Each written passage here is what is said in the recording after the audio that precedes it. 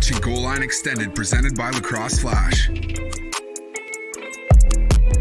What's going on, everyone? Welcome to Goal Line Extended. Today is Friday, April 9, and I'm your host, Ryan Hulsebos. Thank you for joining us for our sixth show of GLE. We are happy that you are here watching or listening from wherever you might be. Goal Line Extended is available on YouTube and as a podcast for your viewing or listening conveniences. Make sure to check out all of our links in the description. But we have an exciting show planned today. In a few moments, the PLO's Joe Keegan will be joining me to talk about some of the biggest storylines around the Premier Lacrosse League as we continue on here into the month of April. The college draft just a few weeks away. April 26th, the new start date. And until then, the league's 8 teams filling out their rosters to some degree as we move closer and closer to that draft date, Monday, April 26th. And then the waiver wire and trade window set to close on April 30. Could we see any moves made before that deadline? Joe is here to tell us everything that we need to know and should be keeping on our radar. And then in a little bit, Flash's Liam Kelly will be joining me to look ahead to this weekend's action in college across a handful of big conference games with tournament seeding implications both this weekend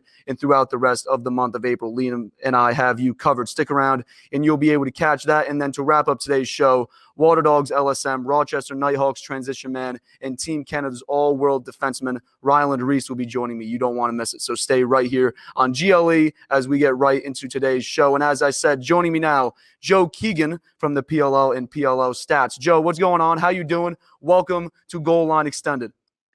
I'm doing great. Thanks for having me on, Ryan. Appreciate it. Oh, absolutely. Absolutely. Hey, I just talked about the college draft and then obviously looking ahead to the offseason and the trade window and waiver wire closing, looking ahead to what we might see going forward. But before we move any further, I want to backtrack. We've been busy here, the last few weeks. You in particular hosting the entry draft on Twitter Spaces, the film studies and player spotlights that we've been seeing the league roll out here over the last few weeks. We're expecting those to pick up again here as we have the college draft coming up. But we're almost through the offseason right now. I'd say we're a good 2/3 of the way through here in early April. But at this point right now, taking expansion into consideration, the handful of trades we've been given, the entry draft, and now the moves that we've been seeing during the waiver period. In your opinion, which team has done the best? Which team has the most room for improvement? We know the Atlas still have a ton of picks. The Chaos have a handful as well in the college draft. And then out of all the additions made so far, which one do you think plays the biggest role and makes the biggest impact right away in year one for their new team? Yeah, if you're talking about the team that's done the best this offseason, you got to start with the reigning back-to-back champs, the Whipsnakes. They lost 2 guys in the expansion draft. You can't really do much better than that. Thanks to all the retirements that they had this offseason, they were really able to protect their core 14. I don't know that anybody felt stronger about their 14 than the Whipsnakes did. They retained Rambo and Zed on attack, their entire close defense, Joe Nardella at the faceoff stripe. Really, everywhere you look, the Whips retained their championship roster and then reloaded via that entry draft when they got Chris Islanian and Charlie Hayes to really replace some of those guys who did retire in the middle of the field.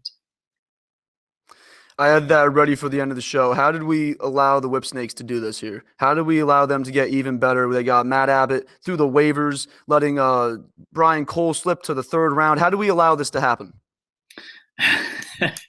That's what they do. That's what they do. Stags does his research. Coach Murphy and Coach Grady are watching as much film as anyone, prepping. I will say, I do think that D mid spot is still a question mark. They may have gotten better in some areas, maybe on the offensive midfield side. I really do like that Brian Cole and Chris Islanian pickup, but there's no replacing Tyler Warner. I mean, we can't sugarcoat that. Yes, they got a player who plays short stick D midi to come in and fill that roster spot, but there's only one Tyler Warner, and if he's not in a Whipsnakes uniform next year, then they have a hole. It's they're not better at that one position. I wouldn't say filling Tyler Warner's role is easy, but if Zach Goodrich had fallen to 7, that would not have been too bad of a replacement there, if you ask me. The Chaos, they're yet to make a waiver claim here in the days and weeks following the entry draft. However, all 7 of the other head coaches have made at least one claim. The Cannons, a total of 9 additions to max out their roster at 30 players. And then for the Waterdogs, Coach Copeland making just one claim, putting his team at 27 players. And that includes defenseman Noah Richard. We don't know yet, the full extent of his availability availability this summer. But speaking of these additions, Austin and I discussed a little bit on Tuesday about it. Some coaches making claims, filling up their rosters with what looks to be the expectation to come out of the college draft with over 30 players, 30 being that magic number that teams need to get to at the start of the season. Other coaches, however, like Towers, opting to stay where he is. He's currently at 25 players, 6 picks, so still that expectation that he'll go over 30 players heading into April 27. But, Joe, why aren't all the teams doing what Coach Quirk did and then just filling up their rosters with as much pro talent as possible and then waiting to figure out kind of all the rest after the college draft? Yeah, I think there's two schools of thought there. For some of these teams, like you mentioned, with the Waterdogs having Noah Richard and Chaos having a couple players who their military commitments could prevent them from making that 30-man roster. So those 6 college picks might not necessarily put them over 30. The two schools of thoughts that we're seeing are the Cannons, who have loaded up that roster with the college draft still to go. They have 2 picks there at the end of the month. And then the other teams who are saving that space, I think with those teams that are saving that space, we're seeing coaches who want to do right by the players and want to give them the best opportunity to make a training camp roster. So it doesn't help the players or the coaches to pick up somebody who they don't believe will be on that 30-man roster that goes to training camp. So if they have no intentions of bringing a guy to camp, they're not going to claim him right now. Wait until the college draft, bring a rookie that you draft, a new guy that you bring in to camp. That does make a lot of sense as we're kind of getting an idea here how as the waiver period's rolling along seems to be on a rolling basis with these deadlines for coaches to submit claims throughout the week. As we get closer and closer to April 26th and as these teams get a better idea of what their identity will be, what the lineup might look like, whether it be a plan to carry over from last season or maybe a totally new plan with new faces in the building, the college lacrosse season then also rolling along, starting to get a better idea of who might be available, how the draft should move along given some of the talent available, and then teams. As we get close to this draft, how many claims do you expect to be made between now and April 26th? We just saw a few made at the end of last week. Do you expect anything major, I should say?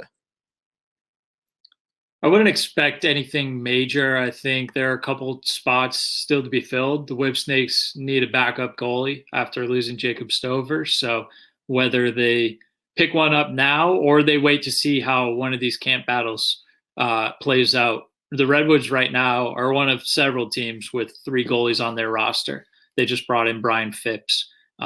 Will Brian Phipps and Jack Kelly and Tim Troutner all make that 25-man roster? The Whips could wait for one of those camp battles to play out and then pick up a backup goalie. So I wouldn't expect anything major in the next couple of weeks.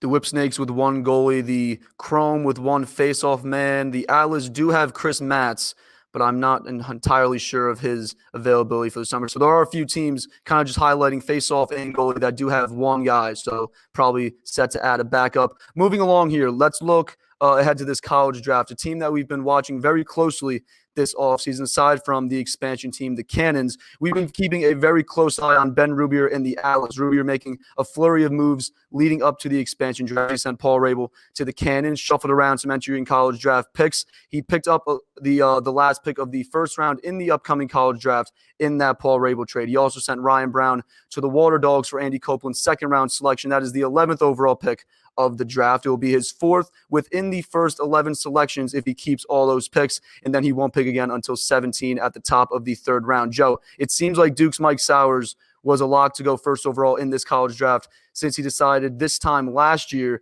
that he would return for another year of college lacrosse, transferring to Duke after a storied 4 years at Princeton. You could probably make the argument that the Archers would have taken him first overall a year ago if he was set to play at the pro level last season. Sowers being a guy that Coach Bates recruited to Princeton but never got the opportunity to coach. But it looks like a slam dunk here for Coach Rubier, adding a gifted passer, a gifted dodger, scorer, and Mike Sowers first overall to complement the other pieces he has on offense. Yeah, I'm not going to pretend that I know what Coach Rubier is doing with number 1. Michael Sowers is a phenomenal talent, but I think Coach Rubier took everybody by surprise in the entry draft and could still have some more tricks up his sleeve.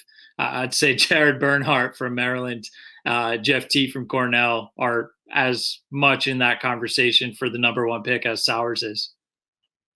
we don't want to look too far ahead because we need content here for the show over the next 2 weeks leading up to this draft. But looking ahead there to picks 8, 10, and 11, I would say these picks might even be more important than that possibility to lock up Sowers first overall. Obviously, other names there as well. But give me some names that you think could end up falling there to the end of the first round, the beginning of the second. How do they fit into what Coach Rubier is trying to build here at Atlas LC? Again, not exactly a rebuild; it's more of a retool, as our good friend Austin Owens coined for us.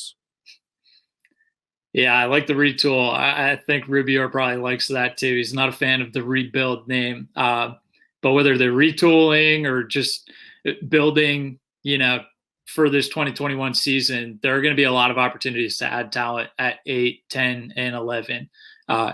You look at how some of these top picks are going to play out.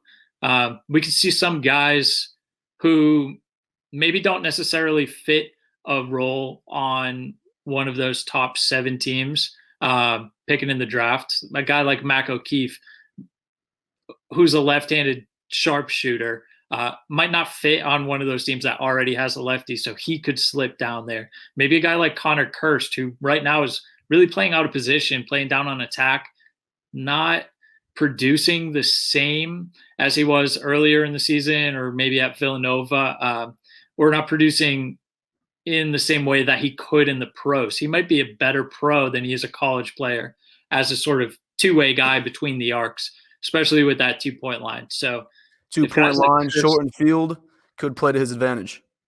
Absolutely could. Yeah. Guys like Trey LeClaire, Connor Kirst, who are right now playing on attack, but could give that attack midfield versatility that I think Rubier has made pretty apparent he wants. He wants versatility, whether that's between attack and midfield in a guy like John Crawley or between offense and defense in Brian Costabile, Joel Tinney, and now Brent Adams, who he just traded for. So there are going to be a lot of guys like that who maybe Coach Rubier has a role in mind for them and can plug them into this lineup, and they'll get more time on Atlas, right, than they would on any other club in the league right now. Oh, yeah, we brought up the Whipsnakes before. A guy, Brad Smith, attackman, midi hybrid kind of that can play both. We saw how successful he was, how successful the Whipsnakes were when he was out there. So hopefully the Atlas maybe at the chance to add a player similar to his play style here in this draft. The Waterdogs, they sit at number 2 after Coach Copeland made a point of addressing his defense in the entry draft. He'll have a chance to choose whoever Rubier essentially passes on. And as we've been saying over the last 2 weeks since we debuted this show, the college draft is absolutely loaded. However, we got to keep in mind, though, that some of these guys are seniors that have the opportunity to return for a 5th season as a result of the NCAA's decision to grant all spring athletes another year of eligibility last year. That stretches for the next few seasons. So a handful of notable names: Chris Gray, Nakeem Montgomery, to name 2 of them, the chance to possibly return to school on another season of eligibility. And then to mention the Ivy League, you mentioned Jeff T before. There's a lot of unknowns right now kind of surrounding him. So right there, 3 names actually that Coach Copeland might have circled as we count down the days to the draft. Their plan might not be to play professional lacrosse in 2021. So the storylines that we will follow as we approach the draft. But for Andy Copeland at 2, his only pick in the first 2 rounds, what holes should he be looking to fill? Or is there a guy there that you think is a just absolute no-brainer? Yeah, I think he needs a stud attackman. I think last year we saw that Waterdogs team with a lot of good players, but not one great player. And we've seen the benefit to having that hierarchy, that pecking order, that knowledge of when the game is on the line, the ball is going to Matt Rambo. And the Whips don't defer to him, but they respect that he's the guy who's going to make a play in that moment. And in last year's championship, it was Zed Williams for the Whips. And whoever that guy is, the Waterdogs have lacked that presence, that go-to guy. They cycled through a lot of different attackmen trying to find the right fits.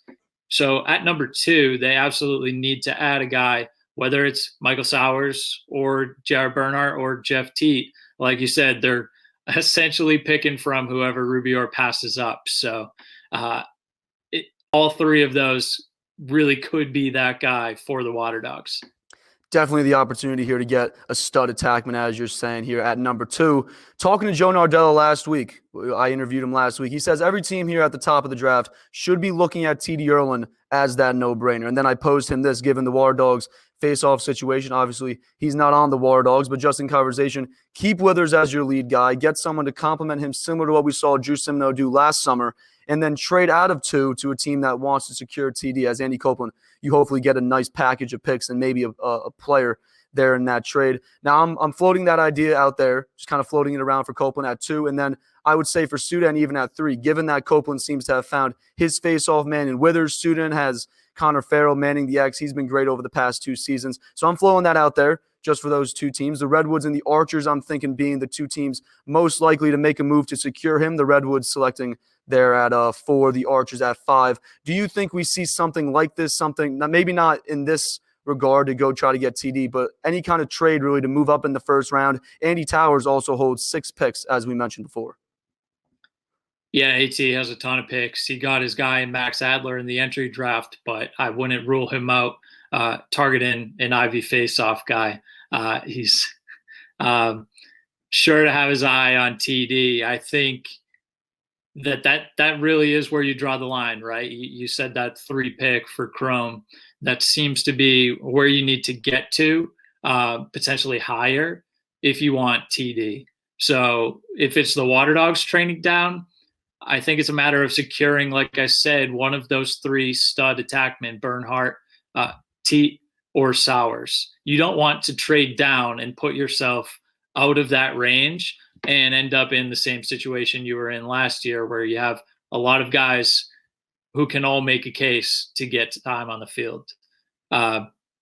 So whether it's the Archers leapfrogging the Redwoods or the Redwoods trading up to secure that they don't get jumped, I think we absolutely could see a move as people identify that last need. I think for those 2 teams, the Archers and Redwoods, the face-off position is that one thing that they need. They've addressed everything else. The Archers addressed defense through the entry draft. They got bigger, they got stronger with Grant Hossack and Warren Jeffrey. The Redwoods found their quarterback in Rob Pennell via trade. So they've both addressed their weaknesses on the ends of the field that they thought they could get better at. Right in the middle at the face-off stripe is where they can kind of fit that last piece of the puzzle to get past Nardella and the Whips. Yeah, I'm just thinking about it like in an NFL term. Like you think like NFL teams making trades to try to get up in the first round to secure kind of their quarterback that they see being a part of their future. This same situation I think applies here. Your Redwoods at 4. If TD slips to 4, I think, if the Redwoods pass on him, that's really on them. I don't see them doing it. But obviously, as you're saying, the Archers would have to leapfrog the Redwoods. It depends, though. Do they go to 2? Do they go to 3? If they go to 3, they run the risk of the Redwoods then leapfrogging them to 2, as you were saying there. So definitely stuff to watch. I'm trying to get the ball rolling on that, see if we can get a trade involving some first-round picks in this college draft. We'll see who's tuning into the show and who's not. Based on whether we see a trade like this, we'll see who's actually watching. But speaking of the Redwoods, one of the more interesting things we saw during the first waiver period was Nat St. Laurent adding attackman Andrew Q. He did so with the 4th overall waiver spot, it appears, and then trading him to the Cannons for a 3rd-round pick in this college draft. Very important for St. Laurent, given that he was down picks in this draft from the Miles Jones trade last season. That carried over into this year. He gets that pick back and is able to either use it on a talented player in that 3rd round or as capital, as we're saying, in a possible trade to move up again, trying to push the agenda on that idea. But Joe, interesting move nonetheless. Was this something that was previously discussed as a possible option, or did this kind of just happen, pick up a guy on the waivers and then flip him immediately for a trade? You'd have to ask Coach Nat.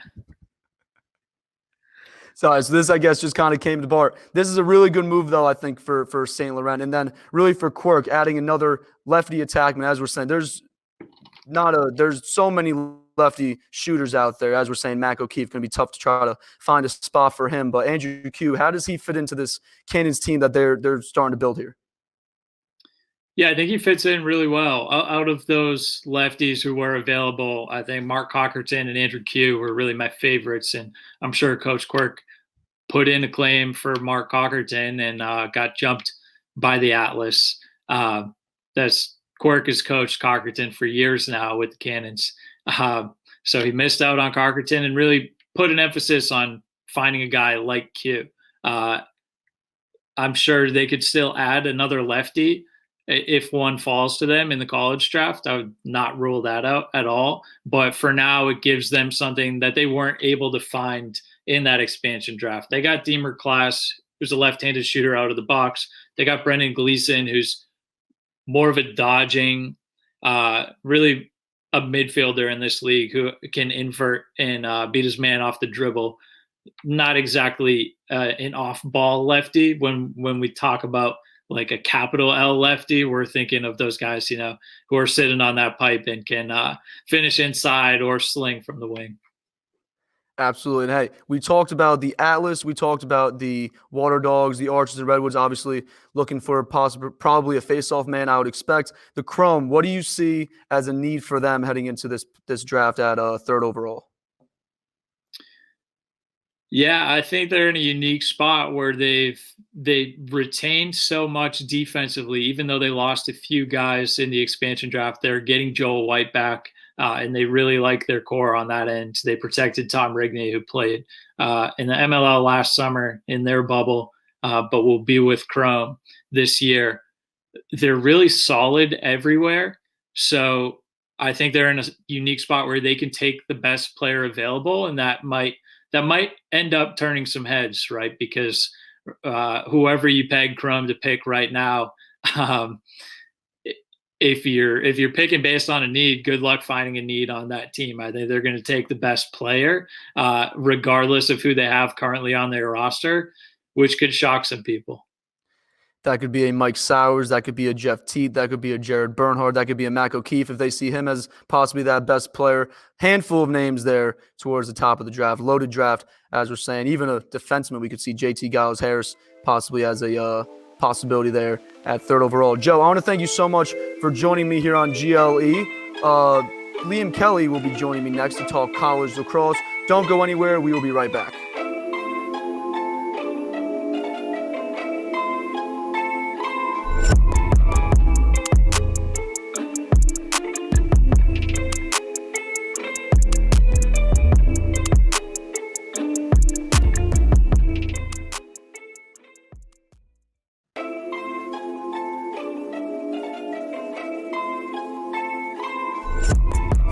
You're watching Goal Line Extended, presented by Lacrosse Flash.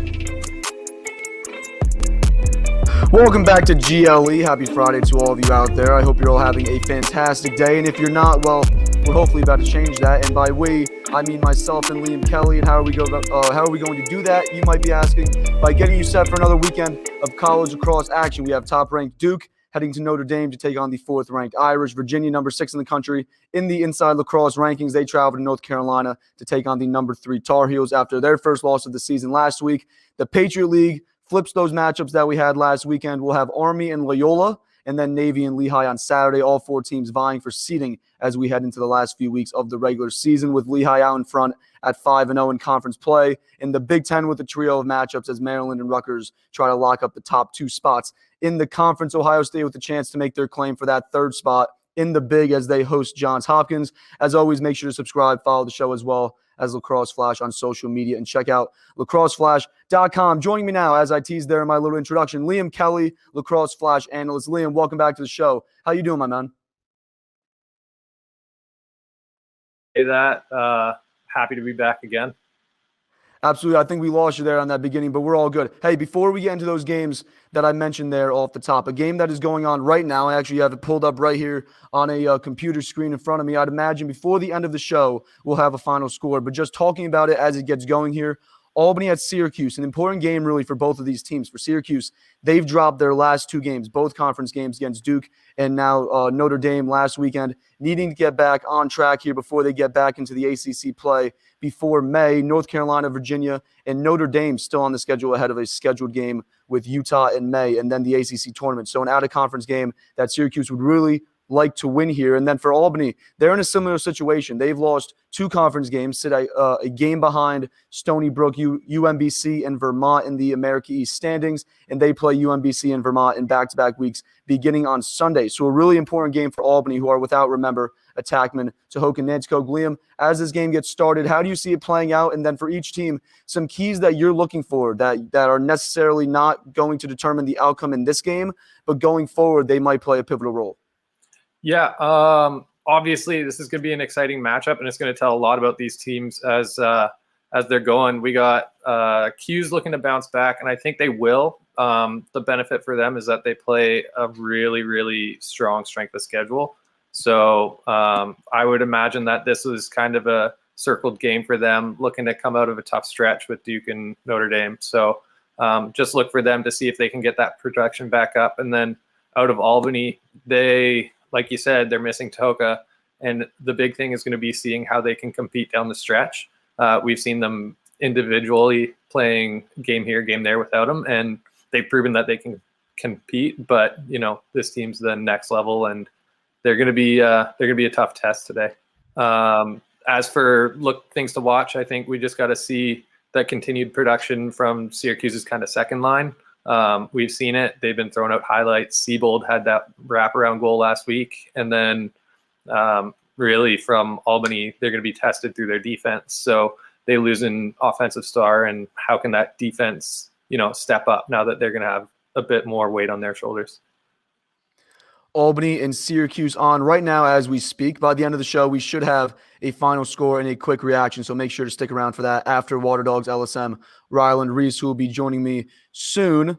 As for the rest of the America East, though, Albany will be back in action on Sunday, as I mentioned before. They host number 16 UMBC. Stony Brook will head to NGIT, and Vermont will head to UMass Lowell, a full America East conference slate that also includes Binghamton and Hartford. All right, let's tackle this thing head on. We got Duke at Notre Dame Saturday at noon Eastern on ESPNU. For Notre Dame, Pat Cavanaugh has been electrifying. Will York, the Bucknell transfer, fitting into this offense pretty well. He's found the back of the net 14 times this season. Kyle Gallagher and Charlie Leonard, that two-headed monster, they've both been great. Both of them north of 70% on the year at the faceoff X. But Duke's got 2 solid faceoff guys too, in Jake Nasso and then transfer Dan O'Connell. That seemed to be one of the glaring differences last week, in Duke's win over North Carolina. Nasso in particular going 15 for 24 at the stripe. And then we know about what Duke is capable of doing offensively. We saw Joe Robertson in particular step up huge last week. It seems like for Duke, that's going to have to be the case here as well, because the Irish defense has been incredible, allowing an on average 7 goals a game. And Duke's defense hasn't been too bad themselves. Blue Devils, they're undefeated for a reason. What do you think these offenses do to try to break through, open up the scoring? Because with, how good these two defenses are, it's all going to be based on who can control that momentum. Yeah, I'm a little interested to see if Notre Dame kind of takes the same approach for Michael Sowers as UNC did. That lock off, not with the short stick, but with the pull, kind of prevents matchup off the end line. It really just provides a blanket cover. That being said, we saw huge production out of Robertson. We saw huge production just from their key players around. And like you said, the depth is incredible. So if they play team style, I would expect Sowers to have 5, 6, 7 points probably. He's just too good not to. And then on the other side, Pat Cavanaugh has been incredible. I think he should be in the Tewaaraton watch. For some reason, he hasn't really been included to this point, and people are starting to notice. That being said, if you get a guy like JT Giles Harris to lock him down, maybe, slide a little early. But if they can lock York on the backside, he's had a couple 4-goal games, and really prevent those two guys from getting going, I think it's going to be a long day for Notre Dame.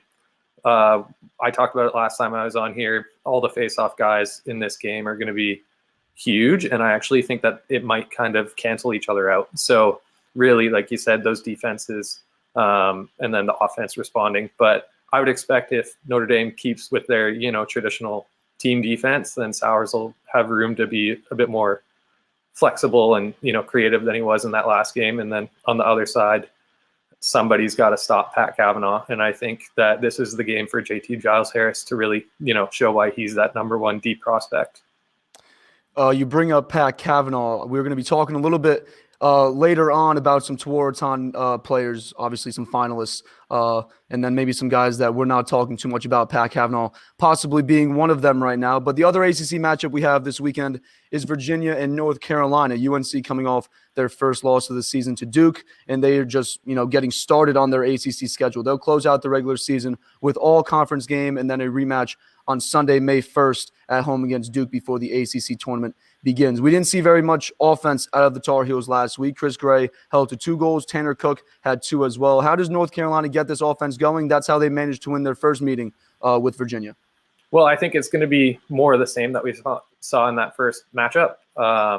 Virginia is a team that likes to run and gun. Obviously, they have some great talent down low, but I think, UNC is going to have a bounce back game. Really, they're 1 goal away from being 9-0, and there's a reason behind that. I think it's a game where Chris Gray will probably want to reestablish that dominance that he's had all year, and 2 goals, and I think he had 1 assist as well. That's not enough in his mind. I mean, for most players, that's a great day, but they're going to reestablish. Guys will be going. Their focus all week will have been, just getting back into their rhythm and consistency across the board. And then from the Virginia side, it's really just taking that step forward each and every week. We've seen growth. We've seen, large steps of improvement from Docs as he gets back into lacrosse. And, both these teams are real heavy hitters. So on any given day, one team can establish a 20-22 goal performance. And really, I'm excited for this game. I think one thing, too, to watch for UVA, the face-off battle. Petey LaSala has been great this year, 66%. As I said earlier, the glaring difference last week between Duke and North Carolina was those face-off numbers. If we see a similar performance out of LaSala that we saw Nassau put up, I think we see a similar outcome as last Thursday. But to get this win, what's the key for Virginia?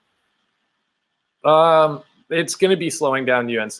I think UNC is really going to not be happy with 11 goals, even though they were playing a great Duke team defense. But if they're allowed to run and gun, then UNC is going to have probably a slight edge there. And I think that it's going to be that defense that has to step up and really try and keep Chris Gray to another 2-goal performance.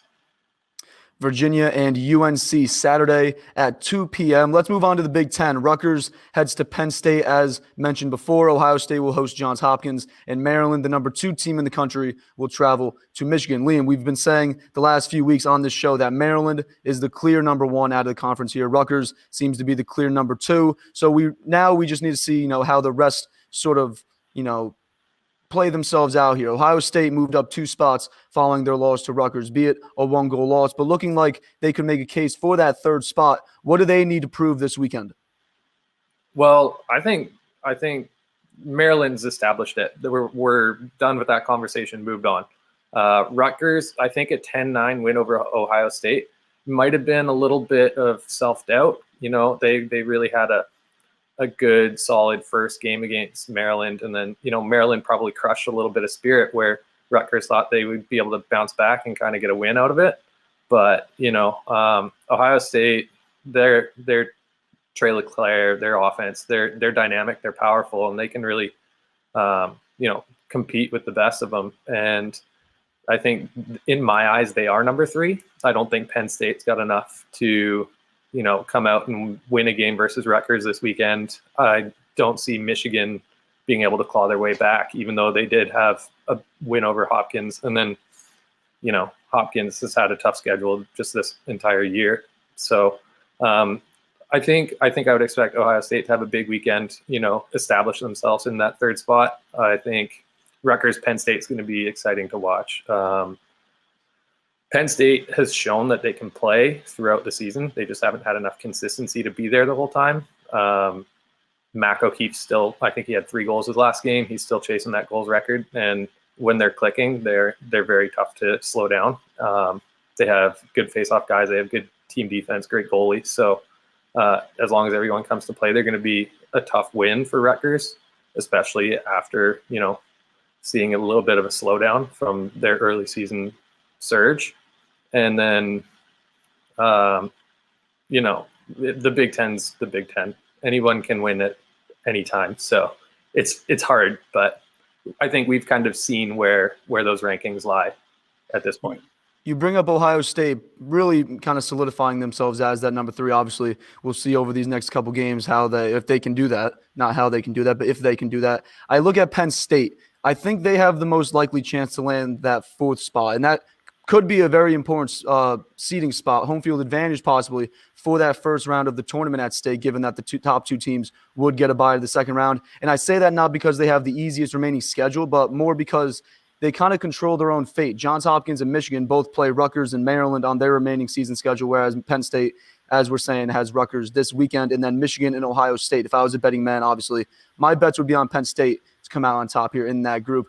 But yeah, what do you think Penn State needs to show you, though, just taking all that into account, obviously the schedules for those 3 teams? What does Penn State need to show you that you can confidently say, I think they're ranked higher than a Michigan or a Johns Hopkins? Well, I just think that they need to finish the season out. I think that, you can break down every position, and they have talent across the board. They got Colby Knies in net. They have, like I said, the face-off play. They're really their biggest loss over the last little while has just been Grant Ament.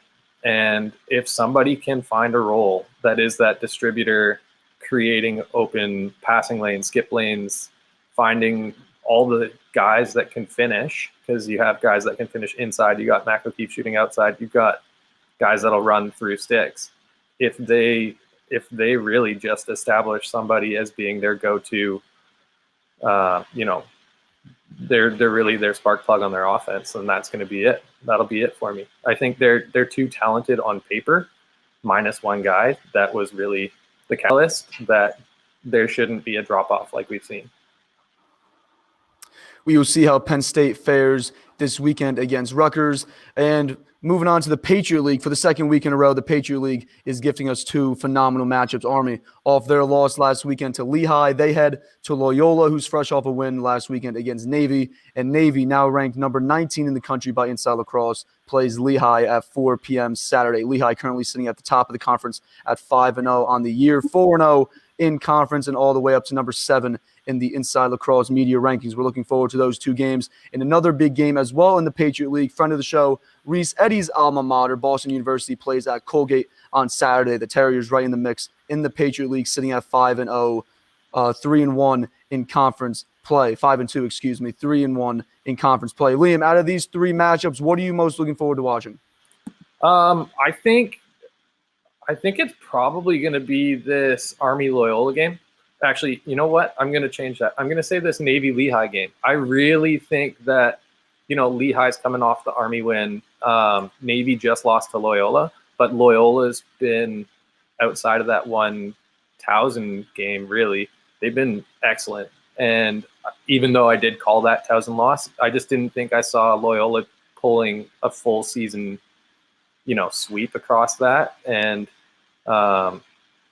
Navy's consistent, and they're very balanced. They're led by Patrick Skalniak out of Dallas. He's been phenomenal. And then for Lehigh, they got Schelling and Sidorsky. And so really it's going to be how these teams can game plan for the other team. I think it's a bit harder to game plan for Navy because their offense is so spread out and they got guys doing everything. So it'll be interesting. I think Lehigh is the best team in this conference, and I just think Navy's going to be a really competitive team that can potentially take a shot at them. They'll be a tough team to beat, though. And then speaking of that Army Loyola game, Loyola, like I said, they did have that one loss, but they've been consistent outside of that. The 24-10 win before, a 1-goal loss in overtime, and then a bounce back win over Navy. Those are tough teams to beat in a stretch. So that's why I figured there was going to be one loss in there. And Army's got Brendan Nichtern. I think they're more athletic. I think they're, stronger overall physically. They're a bit more imposing, but Loyola has the skills. Olmsted's averaging almost 4.5 points a game. Lindley's averaging 3.5. So there's two big names on the Loyola front that can do some damage. But I think Army Loyola is a bit more predictable than that Lehigh Navy game.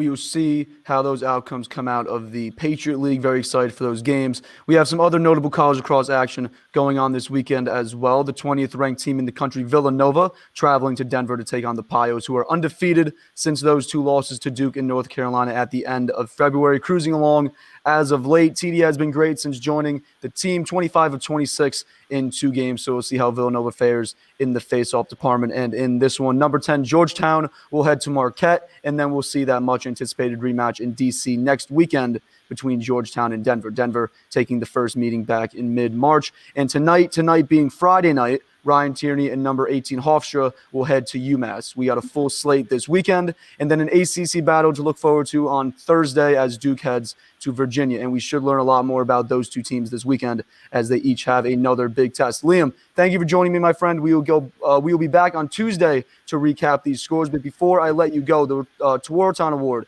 has been adding names to its watch list. As of right now, that number is up to 70 names. We know how great Jared Bernhardt and Chris Gray and Michael Sowers have been. Brendan Nickturn from Albany has been playing well this season as well. He's in the conversation. Stephen Rafis, after being left off that original list, he seems to be back in that main conversation. Who's a guy that, in your opinion, isn't getting enough buzz around this award? I think just going back to Pat Cavanaugh, his last outing was, I think, 5-4 against a very strong Q's team. He's getting recognition from, analysts, pro players, everyone. And it's for a good reason. He is electric. He's feeding, he's scoring, he's getting hockey assists. He's basically he is the offense. I don't want to be that bold to say he is Notre Dame's offense, but he's the reason that, Will York can score 4 goals a game and he can have the day that he does against Virginia in such a close game. But it's hard that he's not in that running right at the end of the year. Liam, appreciate you joining me as always. For everyone watching and listening, we will be back momentarily with Waterdogs LSM, Ryland Rees. Do not go anywhere.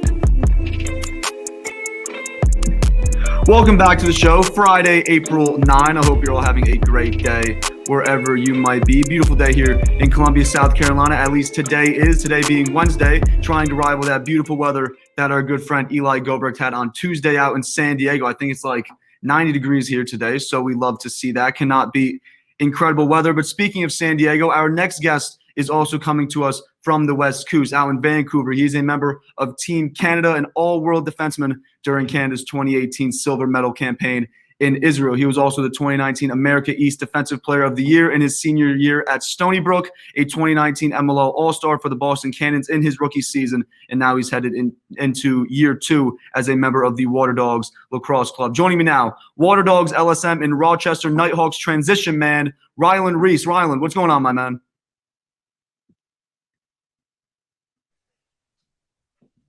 Hey, how you doing? What's going on, man? Are you doing good?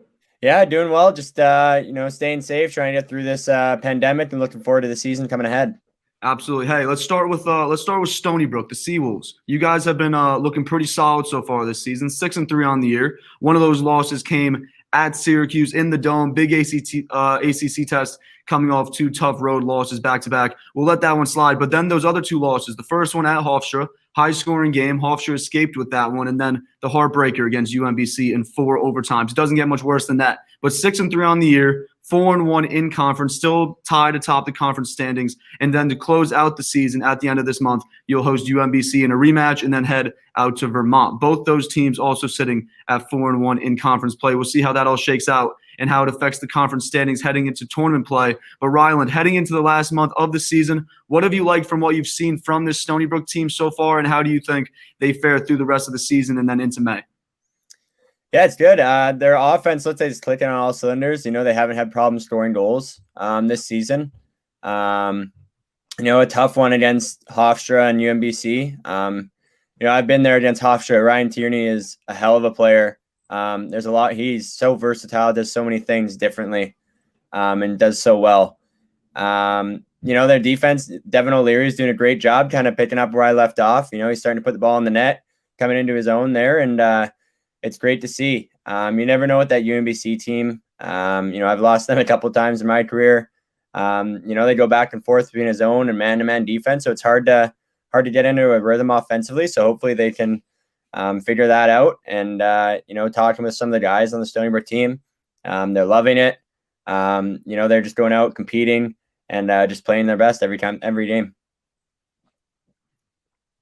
Stony Brook in and out of the top 20 rankings throughout the season. This week, they are up to number 17 and definitely a chance here to separate themselves from the rest of the teams in the America East. We'll see if they can manage to do that. Again, UMBC at home on April 24th and then at Vermont on May 1st with 2 conference games before those. So a busy month indeed coming up here for the Stony Brook Seawolves. Let's talk some NLL. We're hopefully going to be set to go the weekend of December 3rd and 4th and be looking at a full 2021-2022 season for the NLL. Unfortunate that we couldn't get the season going this weekend as was originally scheduled, but the necessary precautions being taken here to ensure a smooth and successful season. We don't want to look too far ahead, but getting back on the floor with the Knighthawks, what are you most excited about and what should fans be looking forward to?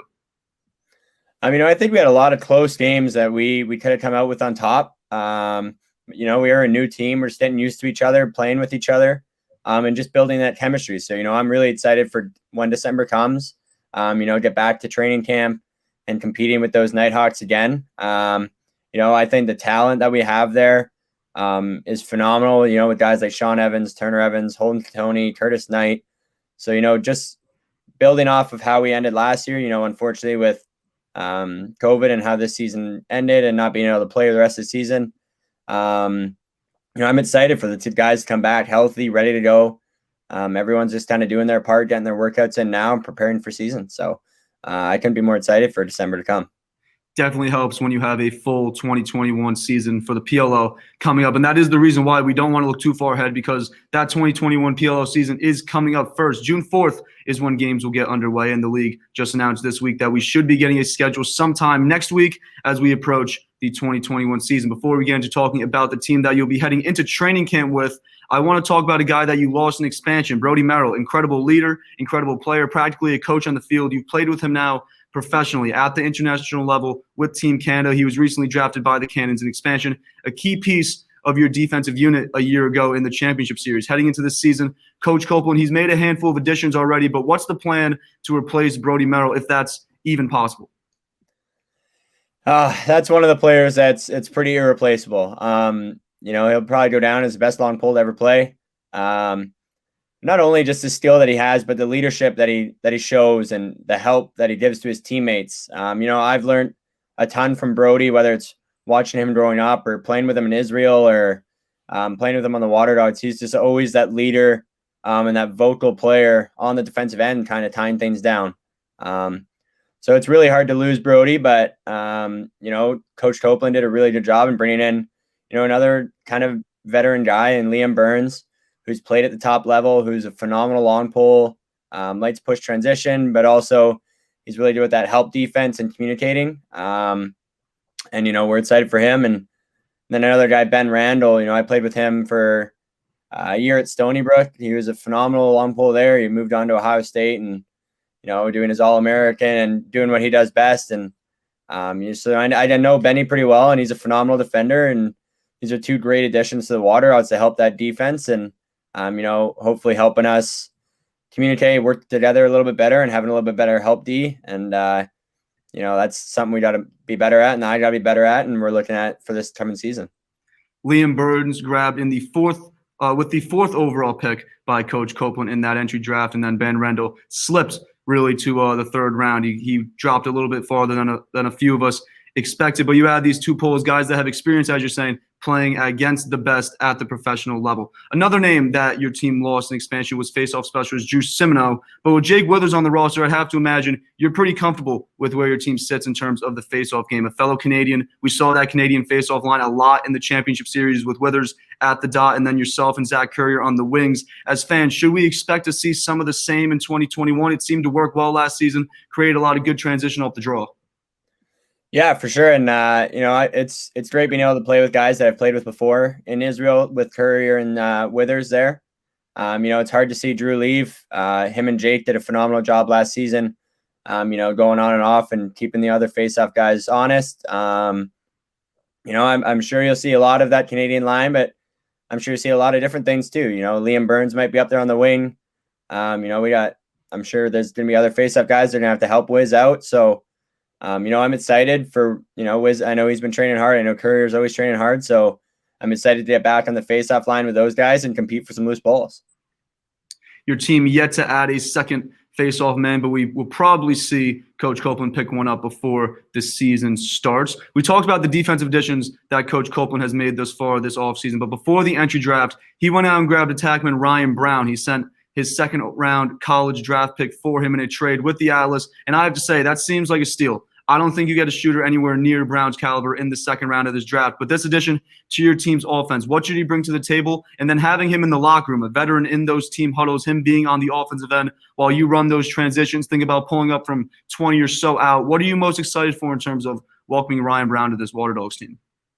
Yeah, I think Ryan Brown's going to be a huge addition. I think, what he does best is shoot the ball. He's got a phenomenal shot. And with that comes the defense stretching out a little bit further. Hopefully the defenses are pushing out. That plays into a little bit of our, somewhat box Canadian style two-man stuff for guys like Benny Mack and Birdie. Hopefully seeing some more space on the inside with Brownie's defenders pushing out on him. I think that's going to be a great addition. And then, like you said, push and transition, we're going to have a lot more looks than just kind of looking for that typical 4-on-3 transition pass to the guy in the crease, where he's going to be able to just catch and shoot from a lot of the places, push and transition. So I think this is a big pickup for him or for us. And, I think this was a huge steal for us, only giving up a second-round college pick.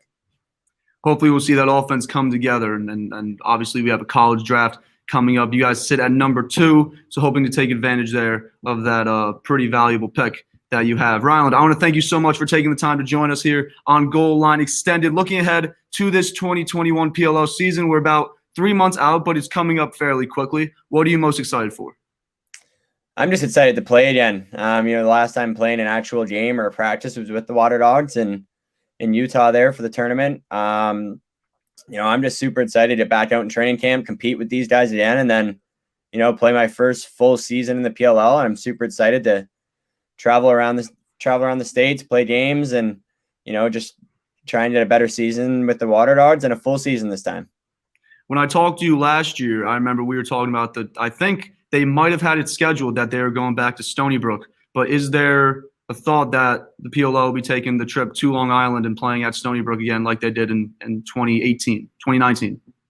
Yeah, that was on the schedule for the original before the whole COVID. And, I would love to go back and play at Stony Brook. I don't know if it's on the schedule or not, or if they're able to get that done. But I would love to go back and play in Long Island there and, hopefully see some familiar faces and play in front of some of the best fans again. So I'm hoping, but no promises. As I said earlier in this interview, the PLO announced today being Wednesday, that the schedule should be released sometime next week. Don't know how much they're going to be releasing. Don't know what kind of details they're releasing, but hopefully we'll have something. Hopefully Stony Brook is on that schedule. Ryland, thank you again. For everyone watching or listening, make sure to hit up Ryland on Instagram and Twitter at Ryland Rees. Take it easy, my man. Hope to talk to you soon. Awesome. Thank you very much. Appreciate you having me on.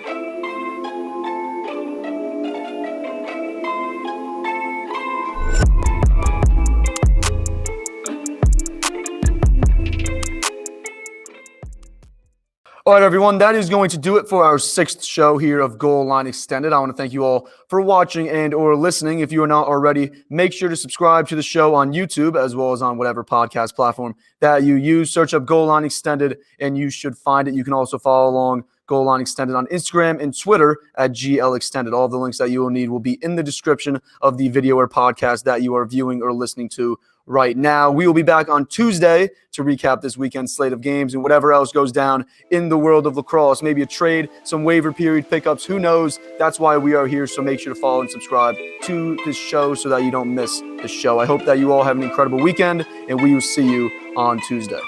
Follow the show on Twitter and Instagram at GL Extended and subscribe to the show on any of your favorite podcast outlets. You can find Lacrosse Flash on Twitter, Instagram, and Facebook, and online at lacrosseflash.com.